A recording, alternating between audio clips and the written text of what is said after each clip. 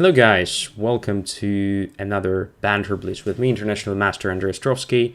As I promised last week, today I'm going to play only kind of active openings, so I'll try my best not to proceed with something like Real Opus Exchanged, which is considered quite a boring thing.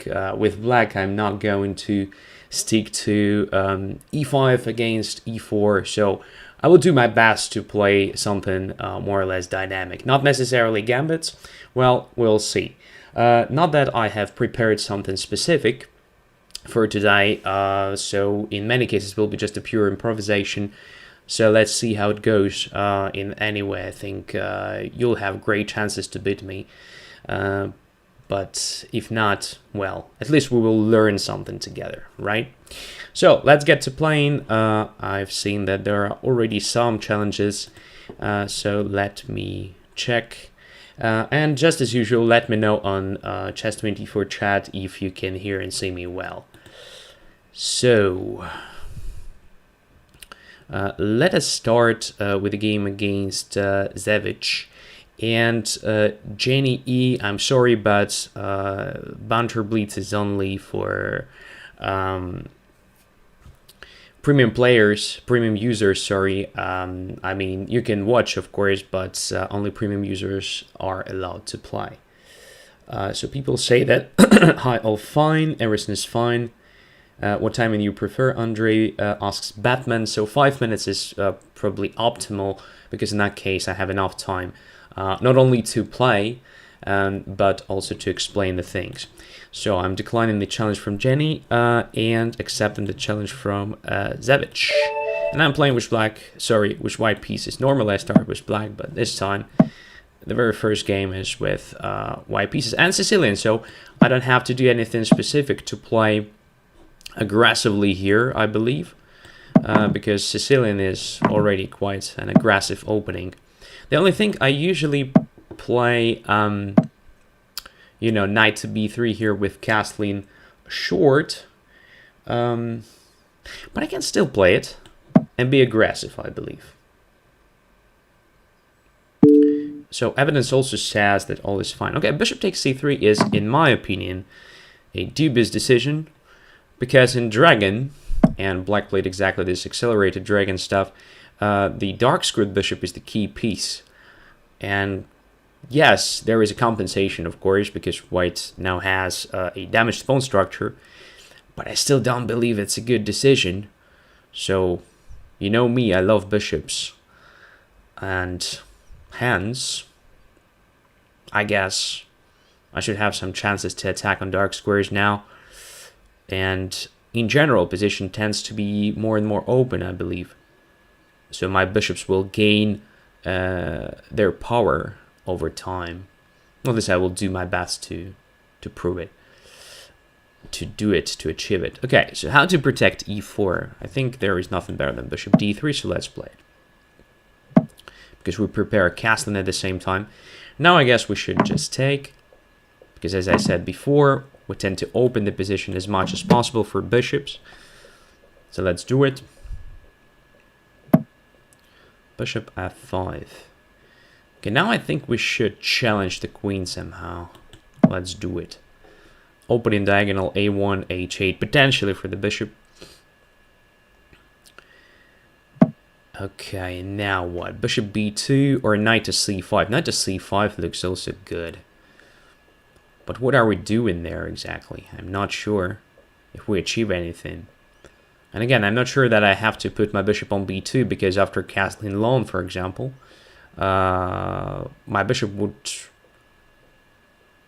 be better, in my opinion, somewhere on e3 or maybe f4. So it really depends on where black castles now. So let's see what we can do instead. Is there anything useful we can do? Yeah, I think rook to b1 looks also natural. Just occupying the open file and creating a direct threat of knight to c5, attacking the queen and winning b7.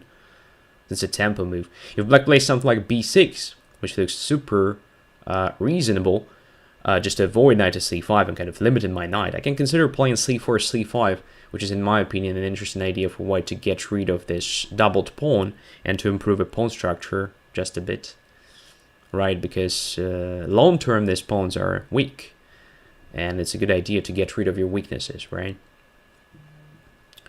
So what's going on here? Bishop takes d3. I will take with the pawn again. It will just undouble my pawns, and this will be sort of come back to normal more or less, because I can then push my pawns. But I have to be careful because right now is completely justified. For example, bishop takes, pawn takes, and if rook d8 attacking the pawn, I can play knight to c5. But once b6 is played, this bishop takes d3, cd3, and then rook d8 becomes a threat, attacking the pawn. And if I play d4, then just knight d4, winning material. So already here I have to be careful. But let's focus on this concrete c5 move, as I mentioned before. It may well be a good idea, because it opens the position even more. Black is still not castled, and I create a bunch of interesting threats after it. Okay, I'll try it, because I anyway don't see anything better, because there are no real weaknesses in Black's camp right now I can use immediately. I mean, yeah, there is a long-term problem with dark squares, obviously, but right now I cannot use it. I cannot exploit it. Okay, knight to c5 looks a bit dubious, because there is a thing like bishop to b5, but it doesn't work now. I don't control that square. So what can I do? I can take on f5, of course. I can take on f5. Do I have anything better than that? Like c6 doesn't give me anything. Just going away with the bishop doesn't look very active. So I may consider something like bishop e2, of course, but I don't think it will work the way I want. So yeah, I'll just take the bishop. I'll just take the bishop. If queen d1, rook d1, and gf5, then black's pawn structure is compromised. If queen takes f5, then what? Two options now, I guess. The one is bishop e3 attacking b6. Maybe just taking on b6 and playing bishop e3 after it. Another option is to take on b6 and then play knight to d4, attacking the queen, and pawn on b6, and maybe aiming at b5 square somehow, so to improve the knight. Yeah, this looks very interesting. So as you can see, I'm trying to play dynamic chess here. It's not about, you know, a long-term plan or something. Just because position is open, the king is in the center, which is a great hint that you need to do something dynamic here. It's more about tactics, not about the strategy. But of course, I'm trying not to create long-term weaknesses in my camp. And of course, I care about opponent's weaknesses as well. So I try to notice them and attack them. Oh, Zil is here. Nice. So I've got your message that you were not sure that you could make it to join the stream, but feels like you did, and that's amazing. Thank you very much. Thank you very much. And sorry also for not answering your messages. I'm not that often on the platform reading them. But anyway, you should know that at some point I read them, and even if I don't respond, I'm still grateful that you don't forget about me. Thank you. So, queen to h5. Now the question is, should we exchange queens? I would rather keep queens on the board. But there may be something concrete, like queen h5 and then rook takes b6, and if rook takes a2, then I play rook b8. So I'm winning the pawn, right? This is a good reason to take the queen. This is a good reason to take the queen here. Now rook takes b6. Nice. So we're pawn up as a result of all this complications, but our pawns are pretty weak, so it will be not so simple to convert this advantage, especially taking into account that I have only 1 minute left on my clock. So yeah, there are some issues here for sure. Now what? Let's just play this move, a tempo one. Should make sure that our first rank is fine. So at some point I will make a move like g3 or maybe h3. Not sure which one is the best. Let's say g3 because it also limits the activity of that knight. So maybe I will put my bishop somewhere else, not controlling f4 at some point. I don't know. Here, what can I do? There's already an attack against a3, which is annoying. And I have only 33 seconds, so yeah. I got not that much as a result. The only thing that we still have is dark squared complex, so probably we can organize an attack on it. I don't know, let's keep that knight in check, like again, trying to avoid, you know, its activity. Yeah, but I'm too slow here. I'm too slow. There's obviously a problem. I may even lose this guy on time. Obviously position is better, but maybe not enough. Maybe not enough.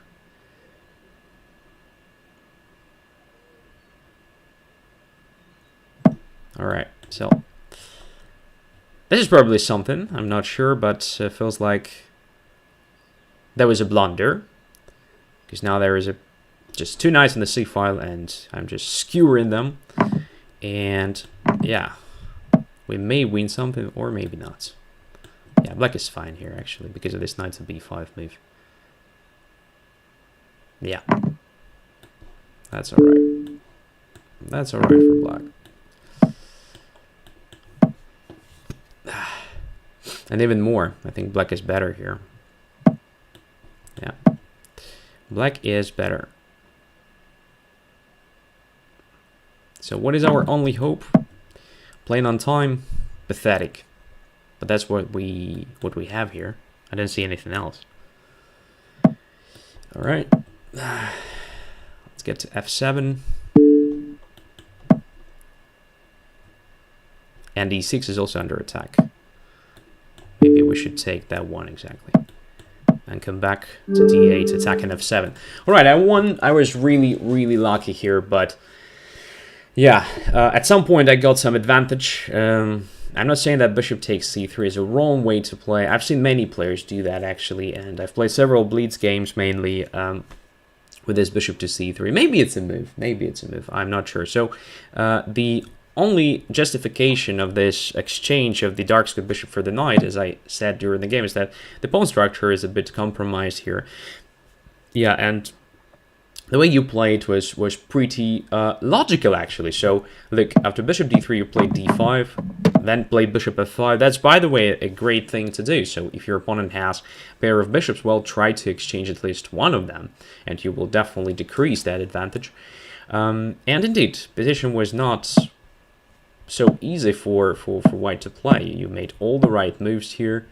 Even knight e5, although I'm a bit skeptical about that one, was at the end not so bad. So I would have actually just captured on d3, diffusing the pressure and castled, and then just played against that pawn, by the way. That was a good idea for you. So takes, let's say, and then just castles. I don't see a problem, a big problem for black. Yeah, there's some activity still for white, but to be honest, black doesn't have weaknesses here, serious weaknesses that white can use, while you can just play rook d8 and attack my pawn, right? Okay, so that's the idea. Anyway, at some point I got some advantage, I guess, just because you failed to basically complete your development on time. So somewhere here I was already, slightly better, but then I started playing badly. So for example, here, knight to c6, I hate it. I mean, immediately after I played it, I was like, what am I doing? So this knight belongs to, I guess, b5 square just to protect the a3 pawn. Yes, position is slightly passive for white now, but potentially, well, after all, we have an extra pawn, right? So there should be something for white in this case. Yeah, I played badly, you used it, and only time trouble helped me win the game. All right, thanks for that experience. The next one, let's play evidence. Accept the challenge. So what's the evidence of me being in a good shape? Nothing, actually. All right, so experimenting today, especially for Fuchsia, as I promised. And I'm trying to play some active openings with both colors. So the previous game didn't look like something extremely aggressive or even something close to it, but all right, I thought it wouldn't be necessarily some gambits or stuff like that.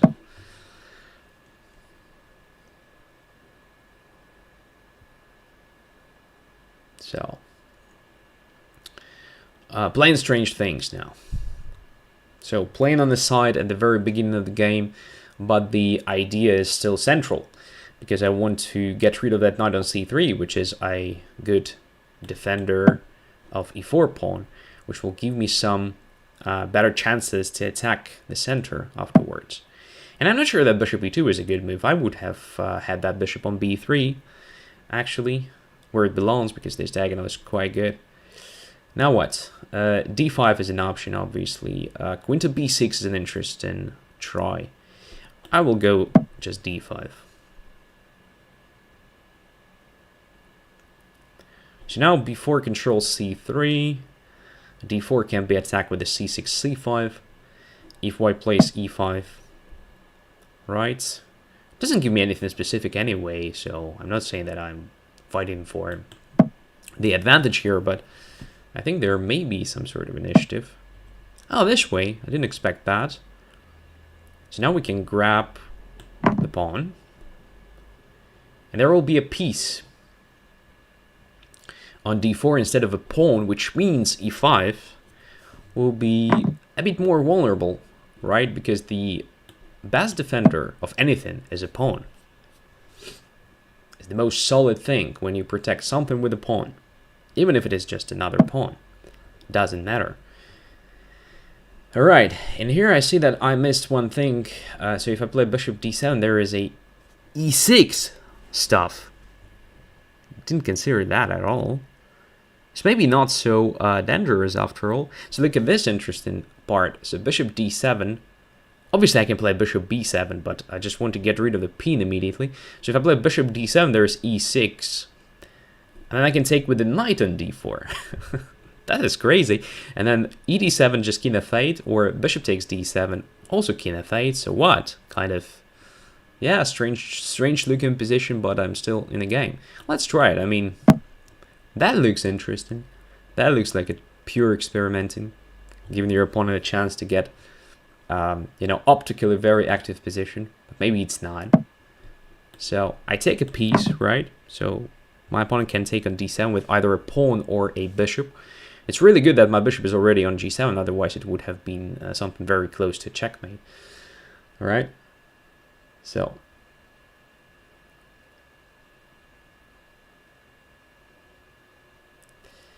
Knight takes d4, then e d7, king f8.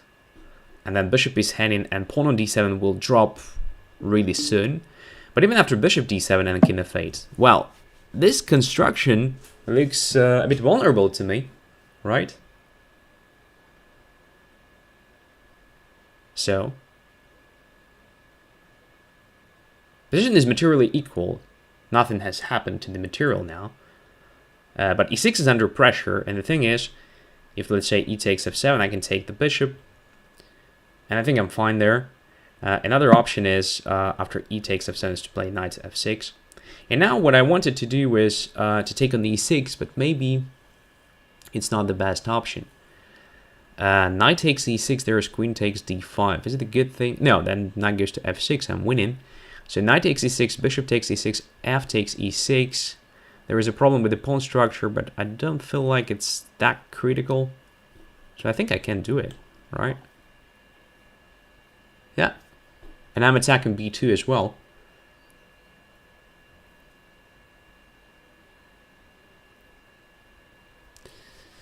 So now I'm a pawn up, b2 is heading, but maybe it's not the most important thing right now. On the other hand, I think there's nothing wrong with me just taking on b2 if white gives me a chance to do that, right? So the only problem in black's position now is a slight weakness of the pawn structure in general, but it's an extra pawn, so. The other problem is the king, right? So the king looks a bit bad, but again, I think it's manageable for black to deal with it. It doesn't feel like it's, you know, so big problem. Right now, I don't think white created a threat. So maybe we should take our time to improve the position. So something like h6. What am I going to do, in fact? I want to play knight f6 or knight h6 and knight f5. I'm not sure where my knight will be better placed. And then at some point, king f7, rook f8, and king g8. So manual castling. Don't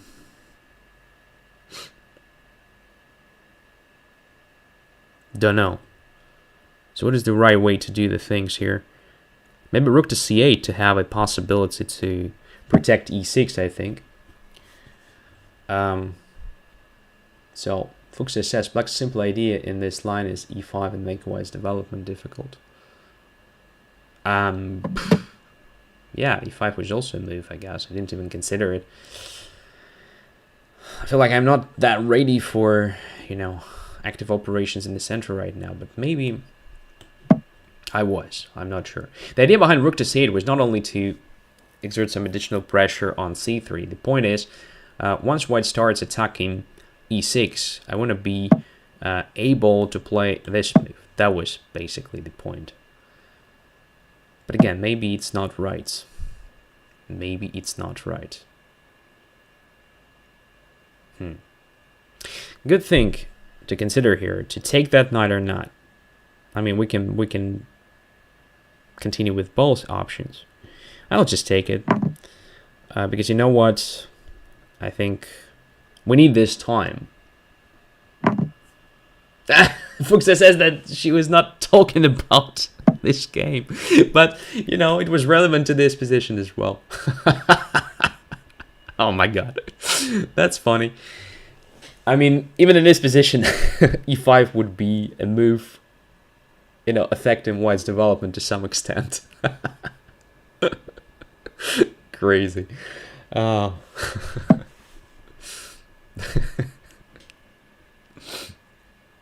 Maybe we should do it right now. I mean, now I'll start with this move because if knight takes d3, there is d4, and then after white takes with something, then we'll play that e5 move. Again, I'm not sure what is the best take right now. I feel like I want to keep my rook on the board for now. So, queen to c2, protecting b2 and preparing rook to c8, right? So, king to g7 is needed now. And the castling is kind of, you know, not needed even now. Maybe we'll put that rook on the better position a bit later. I don't know. But for now, you know, this Fuchs' idea with e5 may work just well. We can play e5, then rook from b6 may go to f6, another rook to f8, knight somewhere, we attack along the f-file. So, a good thing. A good thing to observe. I mean, I like my position. Okay. Let's get there. Let's just follow the plan. I mean, it's probably a bit simplistic to play like that, but I don't see anything wrong with this approach just right now. Rook f8. Yeah, I can play it. Okay, so I think this should be overprotected. And there is no threat for now, so let's just get there. Let's just improve the pieces placement here. The queen was protected, so I think we win some material now. Right? I have 2 drops. That was the whole idea behind doubling rooks along the f-file to attack f2. It's pretty logical stuff here. Pretty logical stuff. Very consistent. Of course, not without the help from my opponent. So there were some blunders, obviously. But somehow my, you know, weirdly looking strategy worked out. Let's get back to the moment where I started playing this pseudo-active moves. So, after b5, the first thing, I believe that bishop is much better here, right? Just controlling this stuff, including d5 and f7. So, there is nothing wrong with having the bishop there. If I play that move, you always have an option of playing a3. You can also play a4, stopping all that thing, and it's not dangerous whatsoever, right? If it was your concern, I mean, that's made you play this bishop e2. But even after that, even after b4 and knight to b1, your position is absolutely fine, I guess. After d5, e5, and c5, I would have played c3. Because I do believe if something like that happens, it's better to have a pawn there protecting e5. That way you have a much more solid central situation, and hence you have this long-term advantage in space. So after c5, I don't like bishop e3, but after cd4 and bishop d4 and knight to c6, at first glance it looked like, well, you're getting something because of this bishop b5, but, well, appeared that after knight to d4 you don't have that much. There was another option, of course, for you to take that way, but now your bishop is heading and I'm controlling c6, so if you want to keep d7 on the board, you have to play that. But as I said before, I just don't think it's for a long time. But right now, it's not that simple for me either to play something like knight f6, because then I lose my knight on d4.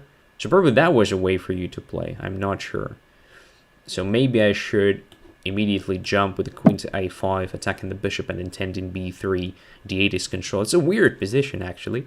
And if you play that move, I can probably just take it, right? But the idea is just to get rid of your bishop a4, because it's the single defender of d7 right now. But you can also try that, but this starts looking really bad, because now I have a bunch of interesting tactical ideas based on the weakness of the rook, including just a simplistic thing like, I don't know, knight e6 or something, all right? So I guess you underestimated the dynamics in the center, which led to, this a bit vulnerable position. Here I think e takes f7 was interesting, in which case I wanted just to take your bishop, probably, and play something like that, which is, I believe, completely fine for black, because as you can see, black is much better developed at the moment, and the central situation is not that pleasant for white. And now my queen is active, so if you play knight f3, I play queen e6. So black basically got exactly what they wanted with this active play, so got active dynamic position and some initiative. And although my king is not that great, but other pieces are better than yours, so the thing compensates that issue. So I'm not sure. I guess you should have protected your center much better than you did. That's the recipe. All right, let's get to the next challenger. It's Patrick, except Patrick moves, playing with black pieces. Okay. And as far as I remember, yes, Patrick is a d4 player, which means it will be harder for me to play something crazy, aggressive, and stuff like that, but I will try my best anyway. c5. Let's go. Okay, so we can play queen a5 and queen takes c5, which takes time, but we regain the pawn immediately. We can play knight to a6, a strange move. So let's play knight to a6. Looks strange, but if my knight gets to c5, I'm fine, right? So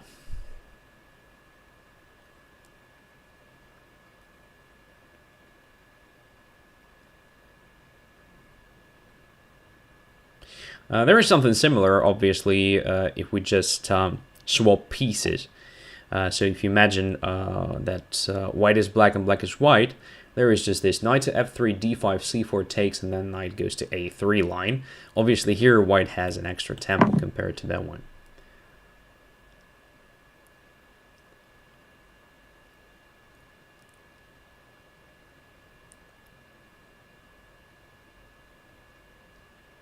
Okay, now we're getting some edge in the center, I guess, because now we control e4 pretty well, and we can also just play d5 now, increasing our presence in the center, and I guess that's the best move for sure. And the knight on c5 is quite well, because it's placed quite well, because it controls a4, controls b3, preventing any activity from white's queen. It's also ready to support the knight if it jumps to e4, or just, go to e4 himself, which is a good spot after all.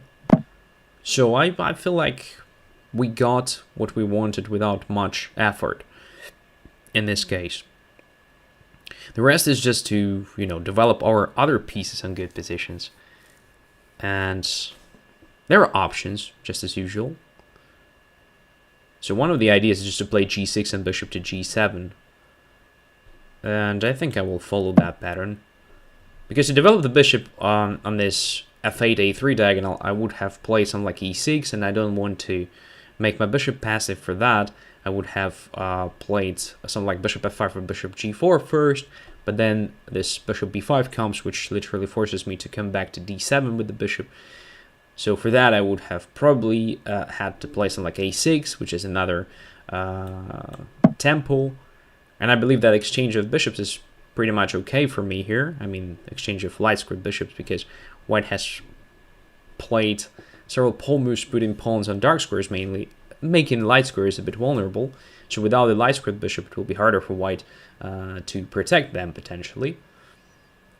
And at the same time, I didn't play like bishop g4, bishop b5, and bishop back. So I spent that move on something useful, like g6, preparing the development of the bishop. So feels like the right thing to do.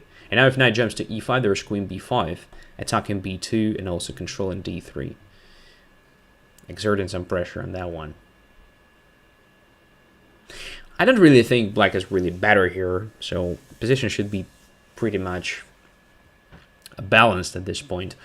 But still, I guess it's a pleasant thing when you play with black pieces, so that you get all you want without much effort.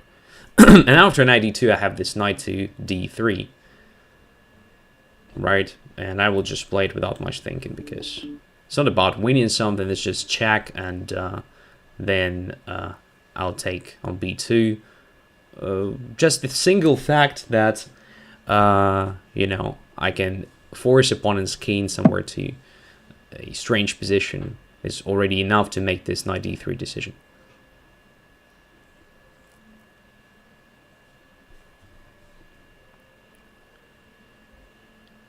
So the question is right now what to do. To take on b2 or to play queen to b5. Queen to b5 looks very tempting. Knight takes f2 is nothing. Knight takes f4 is absolutely fine. Yeah, I can just take on f4, then play queen b5 check, and then take on b2 if I want. If I want to. I mean, I don't know. Should I? I don't see a big problem with that, right? So, check. Forcing the king to ugly e1 position, I guess. Because if there is c4, I just take. And we can take on b2, I believe. Rook b1, queen takes c3, rook takes b7. It's just slightly unpleasant, but in general should be fine. So if like queen a4, there is b5. c3 is hanging. There is no castling for white anymore, because king moved.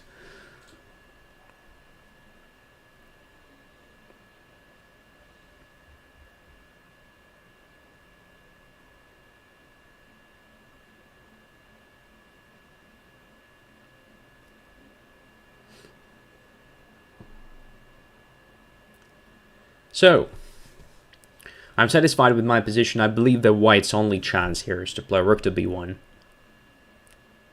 Then queen captures c3, then rook takes b7. Only this line can promise white some counterplay. In that case, what should I do?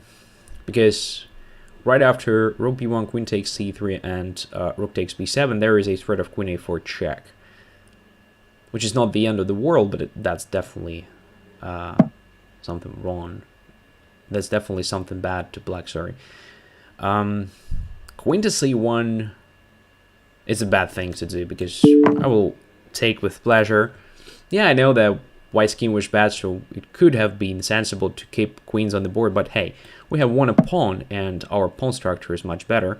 So from a practical point of view, it's the easiest way to convert the advantage. Just exchange as many pieces as possible and win the pawn ending, right? So that is something that you can read in any book for beginners.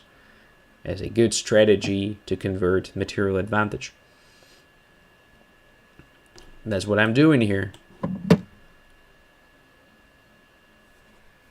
So there are still many pieces on the board. That's why I decided to keep my king away from the center. Of course, there were some options to keep it in the center, like playing e6 and say king to e7 could have been also a good idea. But I think it's just enough. We're going to win more material in the nearest future. So that pawn on c3 doesn't look like a healthy pawn. Now it will drop for sure because there is knight takes f2 threat in addition to taking on c3. So yeah, it's just lost. It's just lost. Yeah, let's take that one. There is a threat of rook c2 taking a2 as well. Yeah, so 2 pawns, 2 extra pawns, and absolutely winning position, I guess, for black here.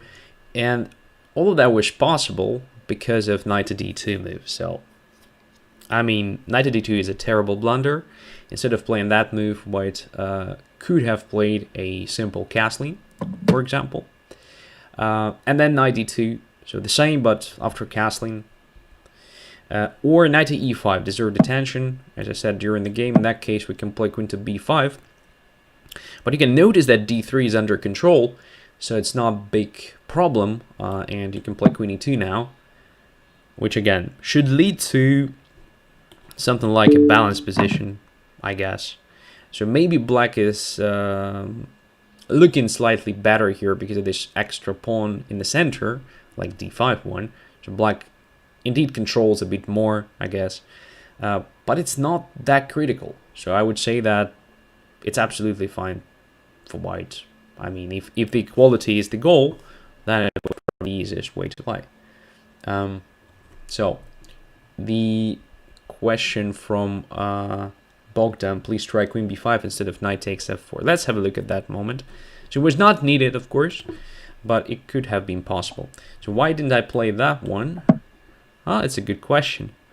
What I missed actually was that I have a shred of playing knight to f4 with a double check. That is something that I definitely underestimated. So probably yes, queen b5 was a much better option. Bogdan is right. So I thought, okay, there would be a4, but a4 wouldn't work. It's just lost like in 2 moves. Like this is a checkmate already. And knight takes f4, I'm attacking the king with the knight and the queen simultaneously. So king e1 is strictly the only move. So I believe in this position, white's only option is to play c4. I just don't see anything else. And after c4 and d takes c4, yeah, it feels like completely lost position for white. Knight to d4. All right, I can do various things, including queen a6, queen b2. I don't know, knight takes f4 even.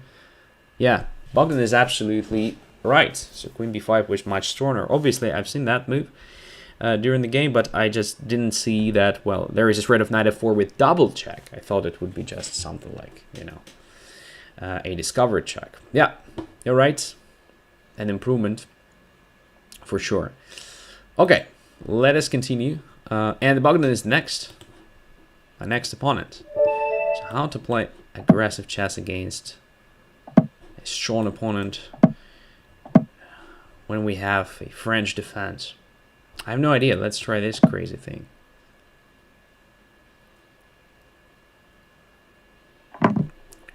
So now we have a different story. So it's no longer French. It's more like, you know, this Demer gambit. It's not a gambit anymore. Now it starts looking like a strange version of what? Of Scandinavian, because we get this pretty typical pawn structure when the pawn e4 is exchanged for a pawn d5. But the difference compared to Scandinavian is that black has pretty passive bishop on c8. Alright, so now we have a simple plan of just pushing our pawns, like g4, h4, g5, h5, g6, checkmate. Okay. Let's do it. I really don't think that it was a good idea for black to avoid grabbing the pawn. I don't know why black didn't do that. So the idea about this one is pretty simple. Black wants to fight for d5 square, so I will just kick the knight away first, and then I will probably take that pawn on b5.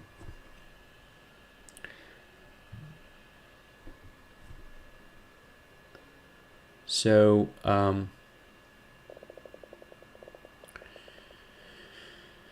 let's see. C takes b5, a b5, bishop takes b5 is one option. There is also a positional one. We can play for a squeeze. So what about c5? I start kind of liking that idea. So what if we play c5 here? I think that well may be an option. I like it even more than taking on b5 because we keep position closed on the queen side. Yes, we lose the control over d5, but we have played g5 beforehand, right? So black doesn't have that simple strategy of occupying d5 now. But look at my pawns c5 and g5 now, how they limit the activity of the bishop on e7 and knight on d7.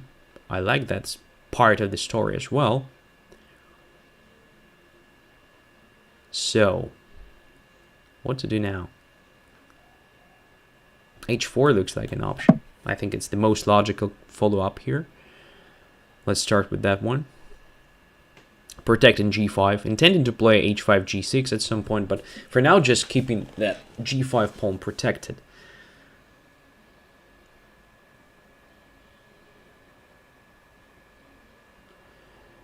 And the plan that follows may be somehow connected to playing bishop d3. Our knight from c3 can jump to e4 at some point. And d5 can be also an option at some point, of course, because c5 needs to be protected. Yeah, e5 is logical to try to get rid of that pressure that is coming from that c5 pawn. Now what? I wanted to play queen to f2. Is it a good idea? Another one is queen to c2, and if ed5 then bishop takes, sorry, ed4 then bishop takes d4, and it's impossible for black to take on c5 because I take there. But at the same time, knight c6 is coming, so probably it's not solving the problem. What else we can do here? Queen f2 looks a bit more logical to me, actually, because we control c5 better. After ed4, bishop takes d4, and say knight to c6, we can just go back to e3, and c5 is protected. Another option after knight to c6 is to play bishop to h3, because d file is open now, right? And there is a pin along the d file. So bishop h3 may be even more productive in this situation. So let's say bishop to h3, if knight takes d4, then rook takes d4, then bishop takes c5 though. Not very pleasant. Not very pleasant thing. Bishop to g7 comes to mind as well. May well be an option. I have no idea. Position looks pretty tempting. Alright, we'll just step back for now. I think that bishop is important. Is indeed important piece. I'm gonna keep it on the board. Now knight to d5, right? Yeah, knight to d5 attacking c7. Looks very logical. And then we can also play f4. Like again, trying to eliminate any potential activity coming from black's minor pieces. So we're playing for a squeeze. Just, you know, softly remind you of what we're doing here. You're maybe wondering why am I not developing my pieces? Well, it can wait. Now we're doing that. Pinning the knight on d7, and oh my lord, what black is going to do now? Because I have a direct threat of just taking on e7, taking on d7. I have a threat of taking on d7, playing knight to f6 check, and taking the queen on d7. If rook goes to d8, I have knight takes d7, winning the queen. Black just doesn't have enough space for pieces, I believe. So now f4 should win a material easily, right? Yeah, let's do it. Bishop d5, rook d5 doesn't change a thing. And now we can win a queen, right? Bishop d7, and Knight to f6. As simple as that. Yeah, that's it. That was a squeeze. That was a squeeze. Dungy is here. Oh my god. Haven't seen for ages. Thanks for coming. So that's basically it. G5 and C5. Sometimes, you know, the most obvious thing to do, like c takes b5 and bishop takes b5, that is what I wanted to do, may not be the best thing, right? Because in that case, white is a pawn up for sure, but black has enough space to play, to counterplay. There's enough room for counterplay, right? So bishop b4, attacking a2, bishop b7, or even bishop a6 looks interesting just to get rid of the light script bishop, and white has a bunch of weaknesses on light squares. So I wasn't satisfied with that position, right? So that's why I chose this c5 move, because I thought, okay, I'm losing the control over d5 square, but since black doesn't have a direct access to it, well, the advantages of having the pawn on c5 overweigh the disadvantages, right? So I control just a lot here. I don't know, maybe playing immediate e5 would have been a better choice than spending one more move on this bishop b7. But on the other hand, in this case I can probably just take on e5. No, if I take on e5, you take on e5, right? And you should be not that bad after all. There still may be, you know, some bad things to happening to you, like queen e1 and bishop f4. I don't know. Knight d5 is still possible here, right? Yeah, I guess this position is just annoying. So what I would have recommended to you is just accept the gambit. So just take on f3 and play with the extra pawn. Because whenever you avoid it, you know, just accepting this gambit, I think white is getting pretty aggressive position for nothing, for free. Maybe another idea could have been playing something like c5 here, counter-attack in the center. While I'm attacking your e4, well, counter-attack something that is not protected in my camp at this point. Also a good idea, I guess.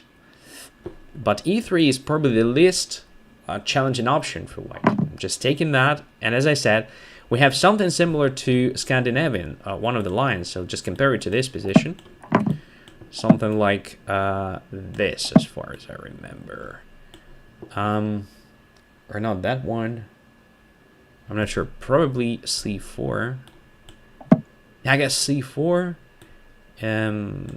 Wait a second. What was it?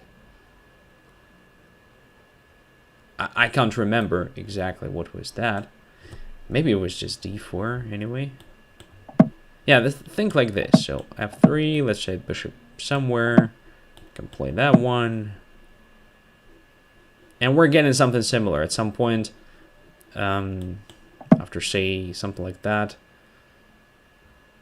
Yeah, it's hard for me to remember the lines I've been learning only when I was a kid, and then, you know, forgot them forever. But the point, I think you're getting the point. So there will be a similar pawn structure with this f3 and d4 and c4, but a much better version for black because bishop is more active and stuff like that. So in some lines it's happening like after knight takes d5, let's say c4, a knight there, a knight to c3, then bishop g4, f3, stuff like that, and bishop e3, okay? So kind of. But here it's worse for you because, well, the bishop is locked there on c8, and the pawn on f3 is still useful because it prepares g4 and stuff like that.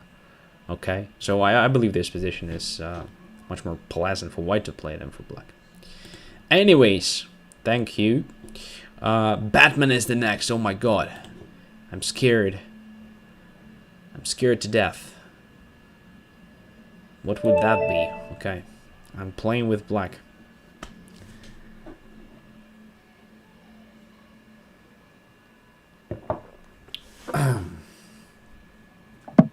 d4, all right. Is there something aggressive except for just undermining the pawn d4 with the c5? Well, e5 is not aggressive in my opinion. e5 is not that cool because there are lots of lines where white is just taking the pawn and everything is okay. What happened to Batman's connection? Robin versus Batman.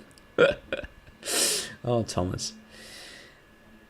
Yeah, Fuchsia says early b5. Yeah, early b5 in some lines. Maybe even on the first move. But it's not very challenging, right? I mean, 1-1. I lost to Batman last time, right? That was such a revenge, right? All right.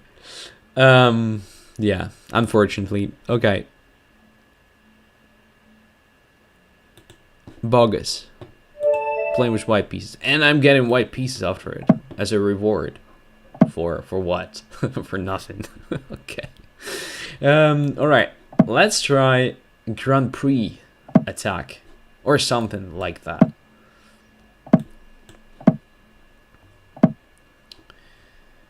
Yeah, it's gonna be this stuff.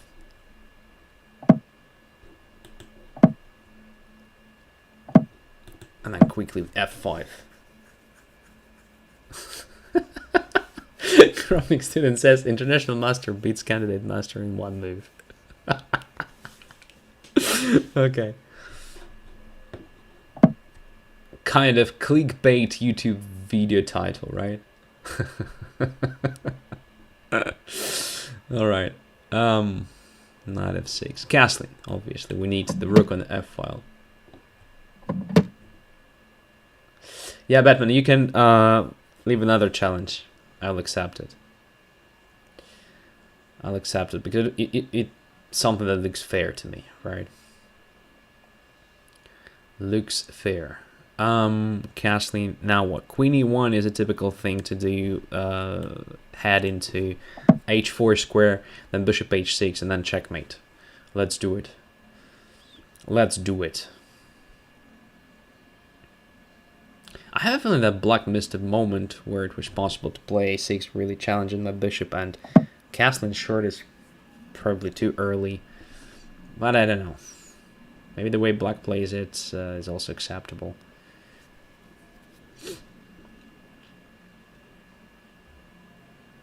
We can try super crazy stuff like bishop to c4 now.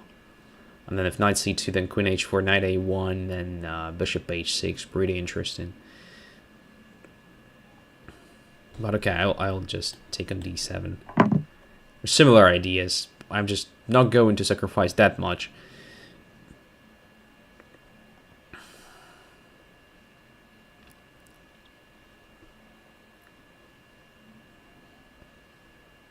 I guess it's fine. There is still this pattern, like queen h4, then knight g5 and knight e5, or bishop h6 first, and then knight g5, and then knight e5, or f takes g6, or something like that.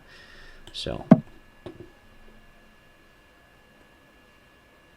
knight takes c2, bishop h6, knight takes a1, knight to g5. If that goes back to c2, I can just take on g6. I can just take on g6 first. Okay. Never mind. Black decided to respond with the h5, which weakens the position indeed, but maybe it's not that critical weakening.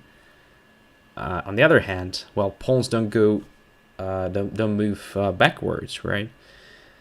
So the weakness of g6 is there forever. I believe there are different attacking options again. I don't see a reason to sacrifice anything where there is a chance to achieve the same without sacrifices. So let's just do it. Let's just bring our pieces to the king side. We can still attack g6 in a very nice way, like taking on g6, knight f4, and then queen g5, like that. d4 is under some pressure. We can still bring, I don't know, our bishop to active position. We can also play like queen g3 first. And try to force black to take on f5, opening the g file against own king. Let's see. Knight at g4 is heading to e5, I guess, right? Yes, the most logical thing to do here is to bring the knight to e5, but I don't care. Let it be so. Oh, this way. Okay. I don't believe that this pawn e3 will survive the hassle. Maybe I'm too optimistic here. I don't know, but I like my position. I don't see what that bishop is doing while my knight is potentially very annoying for black. Like, what black is going to do if I play knight f4? Just like right now. What's going to happen? There's also an option of just playing queen g3, as I mentioned before. Just attacking literally everything in black's camp. Should we do that or what? No, knight f4 looks a bit more aggressive and logical.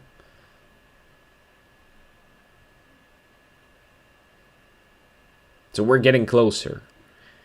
That's the point here. So d takes e4, d takes e4. We're attacking g6, but we're also ready to play knight to d5 if necessary. And e3, as I said, is not the one which is supposed to stay alive here. Well, king h7. Okay, I just take on d5. So no sacrifices. Pay attention. Of course, my opponent is making it possible because I believe there were several critical blunders involved in black's play here. But still, I think it's a good, principle. So even if you're playing some aggressive opening, which requires you normally to sacrifice something to get the initiative or something, if you see that, well, you can achieve the same thing, but not sacrificing anything, or a similar thing, actually. Just enough pressure. Well, probably it's a good practical idea not to sacrifice anything. Right? I guess it's very logical. Knight is hanging, so there are options how to protect it. I think rook to f3 is a good one, because we make it possible to another rook, for another rook to join, and create a bunch of additional threats now based on the discovered attack. Kronixon says, I excel in sacrifice without attack. Yeah, this is also a scenario, no questions. Unfortunately, very, very typical. Sometimes, yeah, it's just something that happens. All right, now, what to do? What is the right way to play in this position?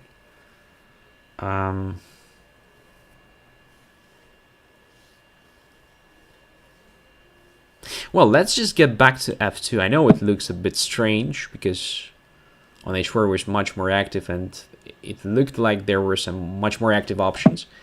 But if you look at this position, you'll see that almost everywhere queen is kind of being harassed. So I decided to bring it back where it's safely placed. And we're also exerting some pressure on the f file still. So, I don't know. Let's bring the rook to f1. Everything looks solid anyway. Maybe king to h1 should be played at some point. Just to get away from, this dark squared pressure. f6 was suggested. Yes, I do believe that f6 was also an option. I just want to keep this pressure here, to make black nervous a bit about the king and stuff. Oh. f6 here is indeed a great thing to do, of course. Because now the bishop is quite badly placed there. Maybe we can even win it directly attacking it like this, right? Well, maybe not winning it, but something really...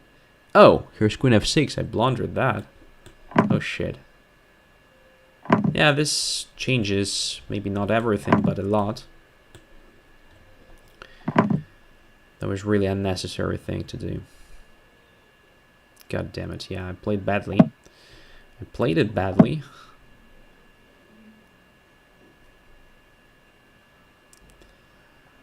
I played it badly.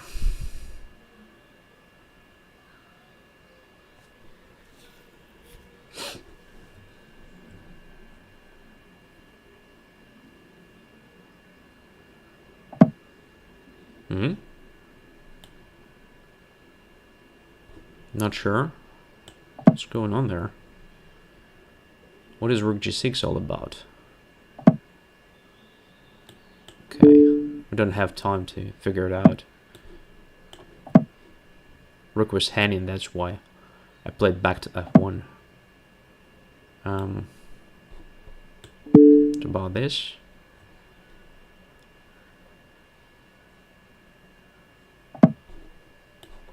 This should be very annoying, probably just losing for black, right?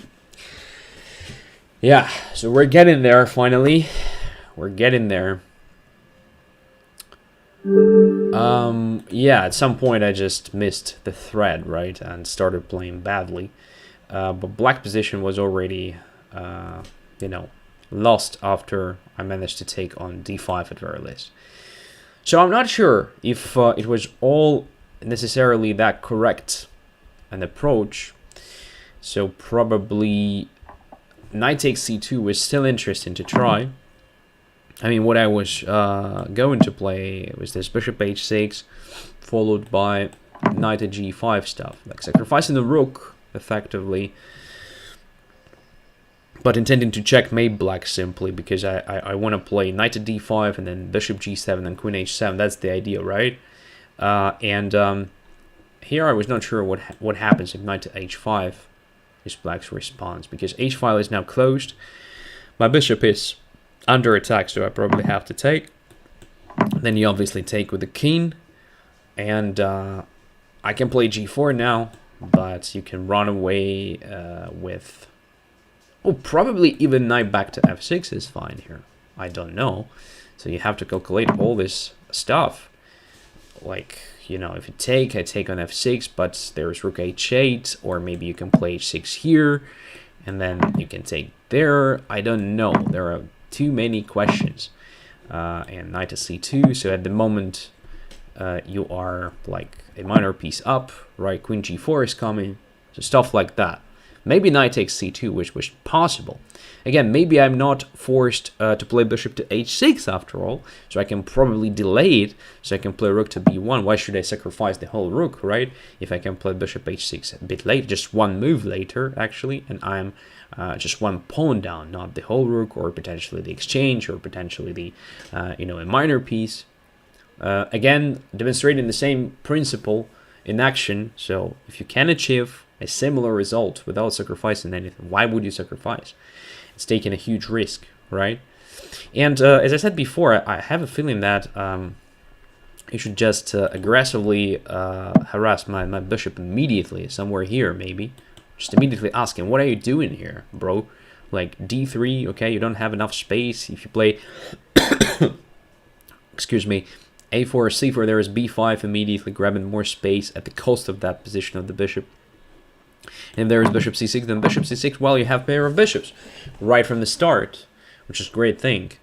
And you are not forced to be really quick in castling short either. So you can stay in the center, or maybe even consider castling the other side. I don't know.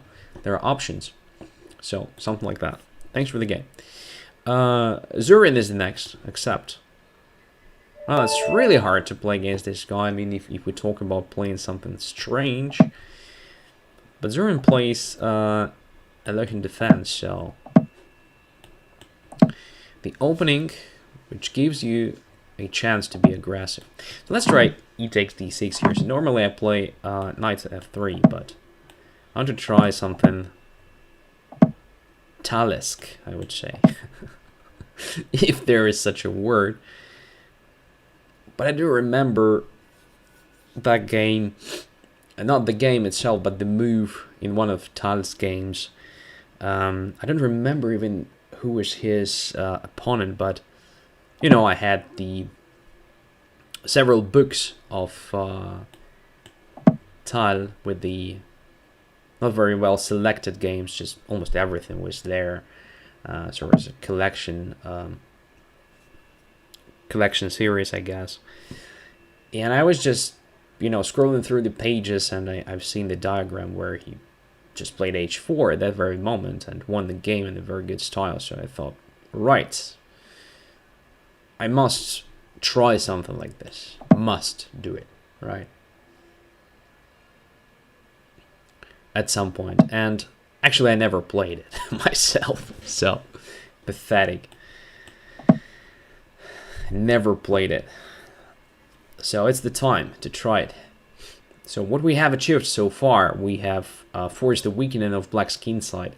So potentially we can use it, but there is a problem. It's kind of hard to decide now where to castle. It's not so simple. So most likely our king will remain in the center for some time. Maybe it will end up somewhere on f1. I don't know. We will see. So one of the potential ideas here is just to play d5 at the right moment. Maybe I should have played it one move ago already. And then bring the piece to d4. Maybe it's a good moment to play it right now. Let's do it. Grabbing some space. And trying to exchange the dark square bishop, which is the main defender of the king. Excuse me, so I have to sip a coffee.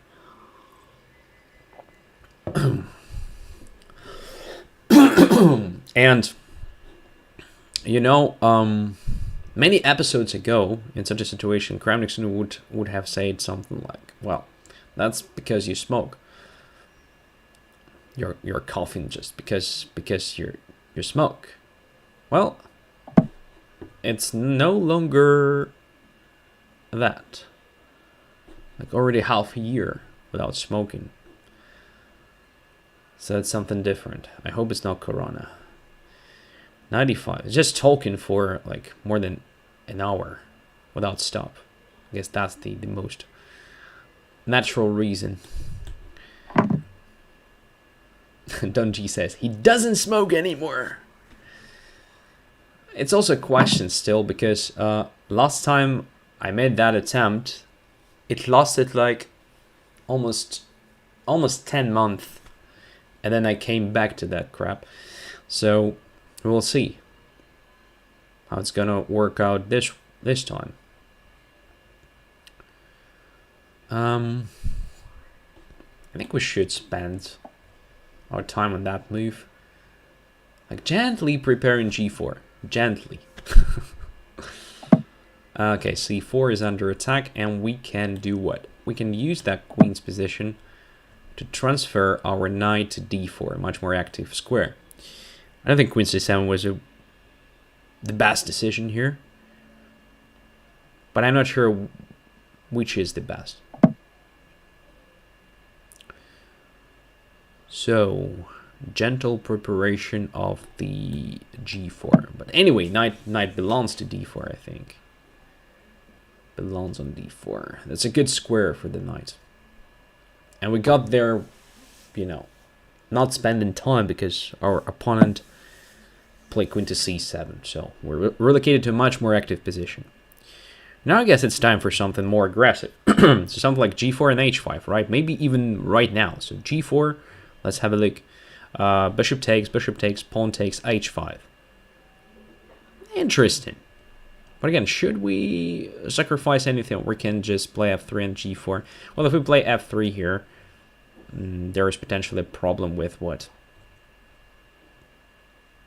I don't see much of a problem here, to be honest. There is another active move, so bishop to h6 first. If there is bishop g7, well, let it be. I mean, that's a great thing to see.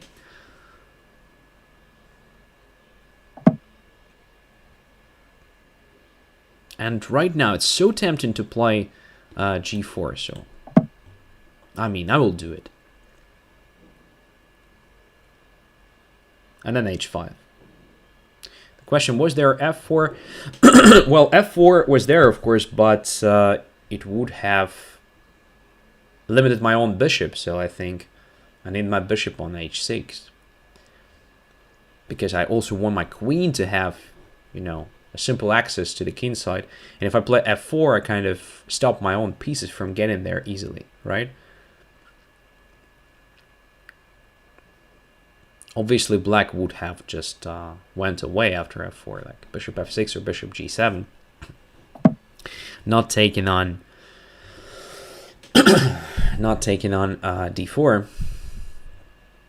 And e5, not sure that will work well for black.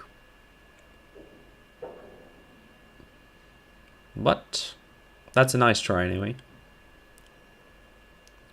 So what's the idea here? I think black is trying to do what? To play queen f6 at some point. So after f takes e6, there will be some like queen f6 possible for black. So maybe after f takes e6. Oh, the first thing that comes to my mind is obviously to take on g7, maybe just to take on h5 immediately. And this would be fine, because if there is queen f6, we can always play bishop back to e3. But there would have been also a bishop g5 move. Okay, now there are options. I'll just take on h5 first. Let's see how black reacts to that. Now there is a threat of just taking on g6, right? Queen f6. So we can take on g7. We can also play what? Bishop back to e3. Also move. Pretty solid one. Just protecting f2. Just in case there is ever a problem.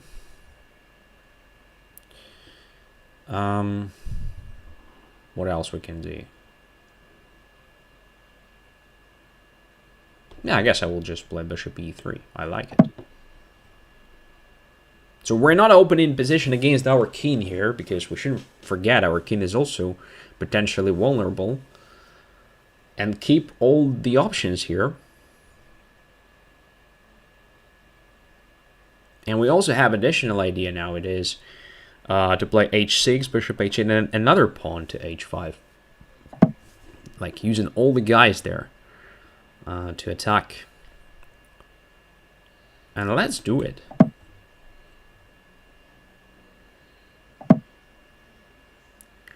Let's do it. C5 is tempting here as well. Aha. There's something I missed, but I think it's not... Well, it may be critical. Why didn't I consider that one? That's a good question. That's a good question. Okay, let's take that. Now, black definitely has some compensation here.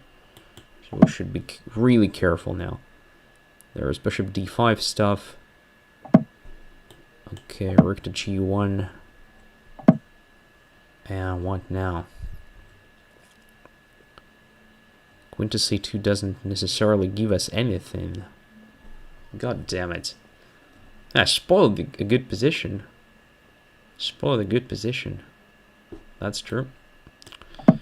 Let's get away from the potentially very, very, you know, dangerous diagonal. So if there is a threat, I don't see one. So just capture a pawn, go away. Bishop f3 takes there.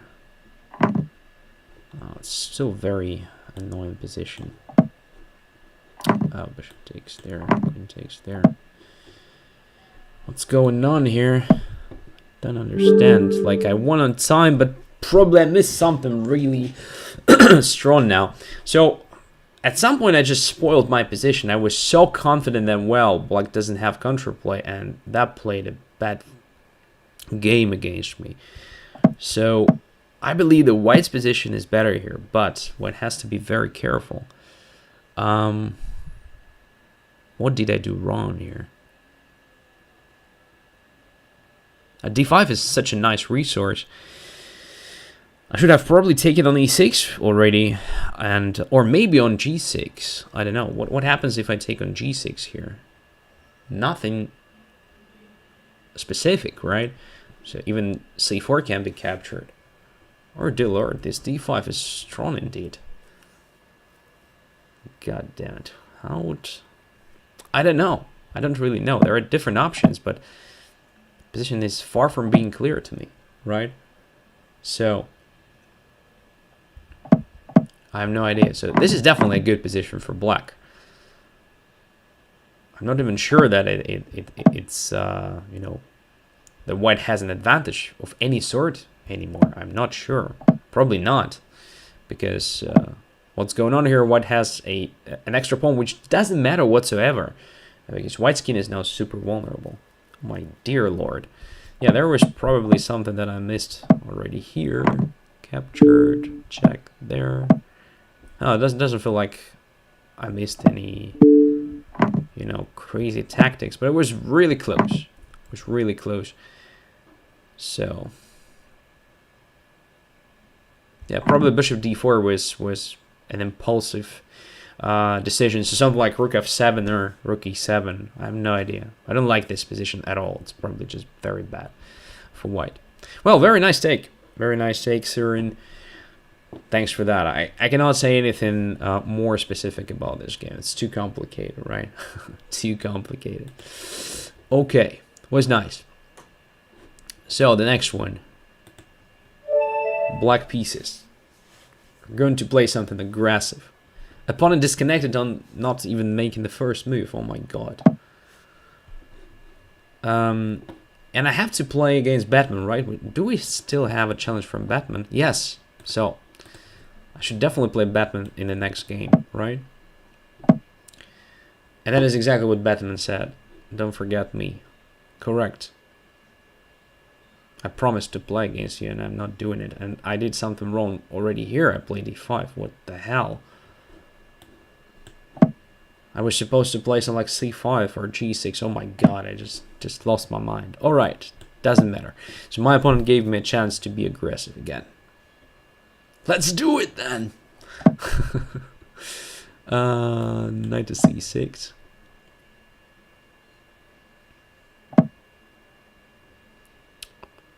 Let's play d6, preparing bishop g4. Let's get there. Aha, knight d4 is possible now. Oh my god. Look, we're getting there. We're getting to the opponent's camp right from the start. Look at that. Knight f3 is already a move, but bishop b4 looks even better. But then f3... well, I don't know. It already looks very, very, very good position for black. I don't know how to describe it better than this. g5 doesn't work because of the bishop there. We can play first knight e7, knight g6, but it looks a bit slow. Maybe it's fine though. What else? Just knight f3, takes, and then queen d7, queen h3 checkmate, something like that. Also an option. I have no idea. Let's play queen d7 first. Like keeping all the options.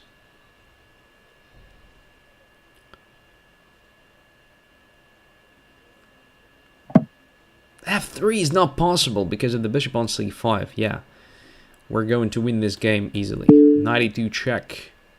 Double check. Alright. Yeah, I was expecting something like king to h1, maybe king to h2.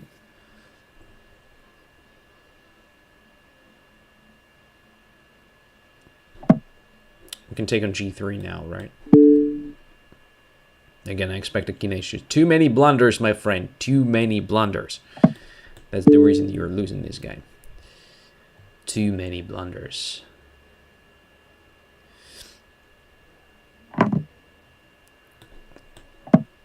Yeah. What do we have here? Extra rook, right? So Azur asks, maybe h4 was bad, h3 better. Maybe. Yeah, it's usually a good idea to respond with the h3 and if h4 then g4 and then you gradually play f4, something like that. Yeah, absolutely. So, and h4 itself is not that bad. Just the next play was kind of strange to me. So I could have played different moves, just developing the knight to f3 to start with. Playing bishop h3, maybe just getting rid of that. I don't know. So definitely not the way white played here. That's just too weak.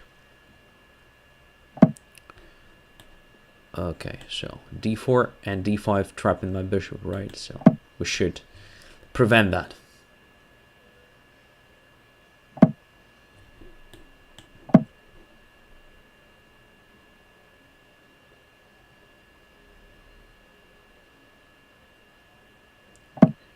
Ooh, that's kind of game now.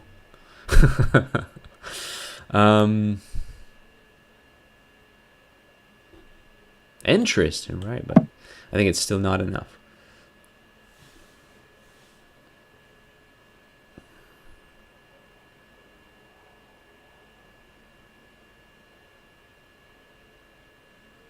Crazy position. Looks very interesting, right? So many possibilities. So many possibilities. All right, let's take there with check.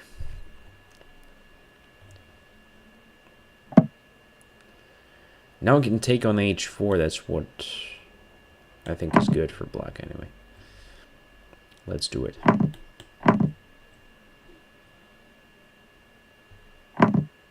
So black's material advantage diminished slightly. But we still have great coordination of our pieces. We have targets. And obviously our main target is the king, which is exposed to a very simple attack from black now. There are literally no defenders, no effective defenders around it. Especially if we talk about the dark square complex, right?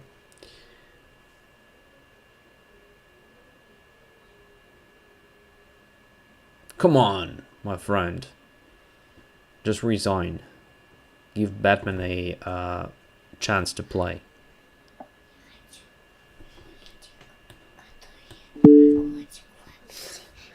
Here is my son asking me to do something. So, a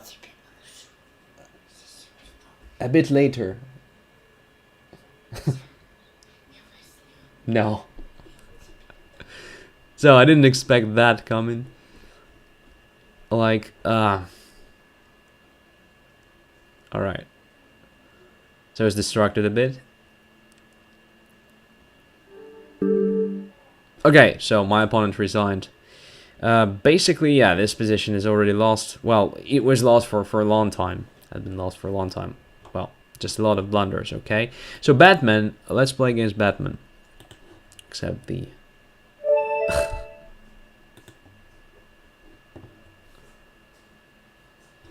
Now I'm playing with black pieces. So, I think my son is coming again. Yeah, it will be a hard game for me. It will be a very tough one.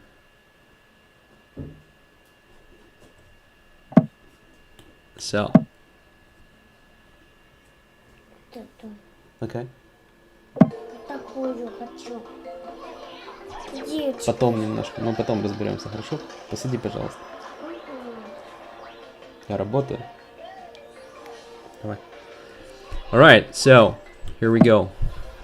It was probably the first time I've heard a bit of Russian from me on the stream. There were so many people actually asking for it.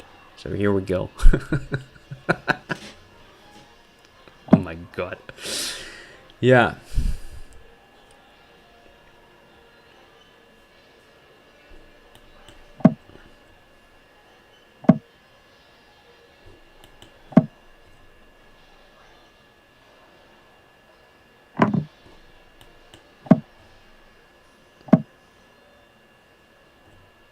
E5.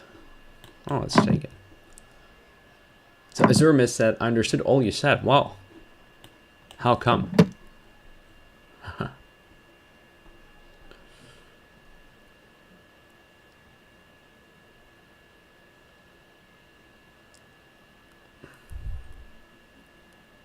So yeah, Russian is my first language. The second is Ukrainian. English is only third. Now here's the fourth. German.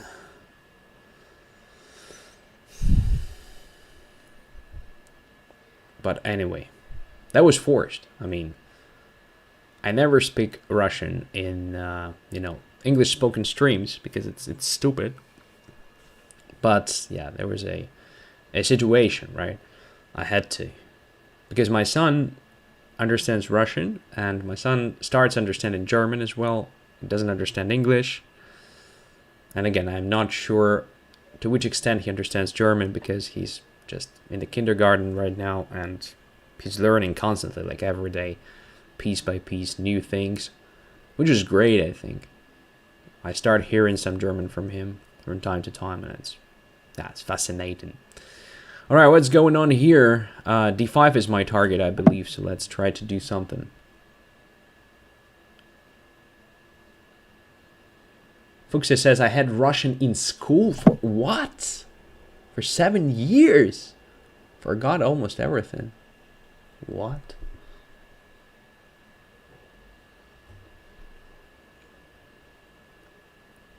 Is it because you're at school in Eastern Germany, or? I just can't wrap my head around it. Why would you have Russian at school? Oh yeah, exactly. Grew up in East Germany. Okay. Now it starts making sense. Otherwise, yeah, it's really hard to imagine that anyone would need that language. Alright, what to do with that knight on e5? It's pretty annoying. I guess knight after d7 deserves some attention. To bring the knight to b6, well, I mean, the knight can attack d5 from b6 as well, but that knight on e5 is really something I have to get rid of.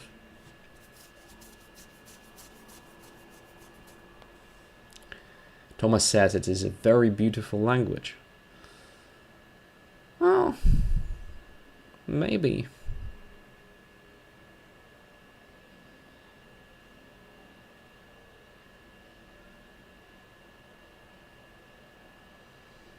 I'm not a big fan of Russian, to be honest.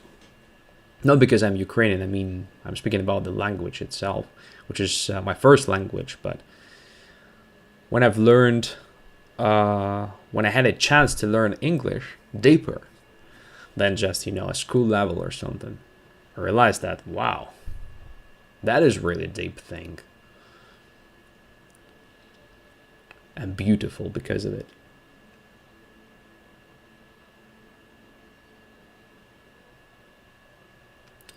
Zil says beautiful literature. Well, that's true. Yeah. That's true.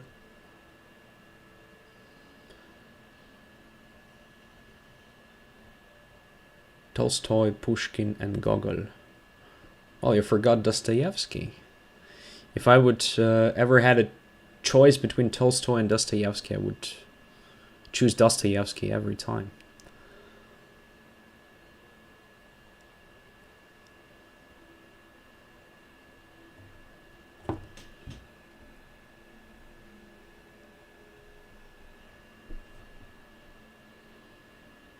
So my opponent is thinking here, which is a good sign. So probably it's not so simple to make a decision here. Or maybe there are again some problems with the connection, I don't know, but it's not obvious what's happening. So maybe I missed something terrible here and my opponent is just calculating it. Maybe knight takes f7, right? Knight takes f7, rook f7, d6. That is interesting, by the way. But then knight goes to e5, let's say. Isn't it a simple defense against that?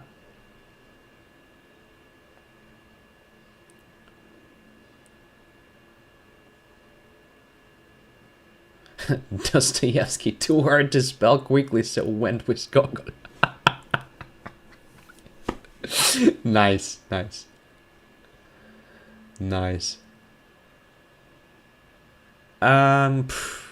Well, just a bad luck, Batman. Just a bad luck today.